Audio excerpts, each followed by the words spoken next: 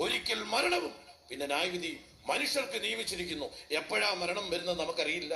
എന്നെ കേൾക്കുന്ന പ്രിയപ്പെട്ടവരെ, മരിക്കുന്നതിന് മുമ്പ് സുബോധമുള്ളപ്പോൾ യേശുക്രിസ്തുവിനെ രക്ഷകനായി സ്വീകരിച്ച് ദൈവകൽപ്പനയാകുന്ന വിശ്വാസ സ്നാനം സ്വീകരിച്ച് പരിശുദ്ധാത്മാവിൽ മുദ്രയിടപ്പെട്ടവരായി രക്ഷിക്കപ്പെട്ട് സ്നാനപ്പെട്ട് അത് ദൈവസഭയോട് ചേർന്ന് വിശുദ്ധിയിലും വേർപാടിലും ജീവിക്കുന്ന തന്റെ വിശുദ്ധന്മാരെ ചേർക്കുവാൻ യേശു ക്രിസ്തു വേഗം വരുവാൻ പോകുന്നു. കർത്താവ് തൻ ഗംഭീരനാദത്തോടും പ്രധാന ദൂതന്റെ ശബ്ദത്തോടും ദൈവത്തിന്റെ കാഹളത്തോടും സ്വർഗത്തിൽ നിന്നിറങ്ങി വരും.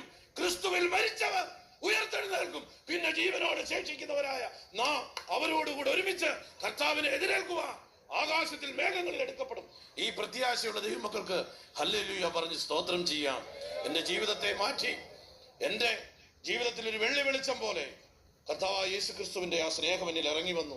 ഞാൻ കിടക്കുന്ന പ്രാർത്ഥനാ മുറിയിൽ വന്ന് കുഞ്ഞെ മകനെ എന്ന് വിളിച്ച് എന്റെ ഭാര്യ വീട്ടിൽ ആക്ഷരികമായി ഇറങ്ങി വന്ന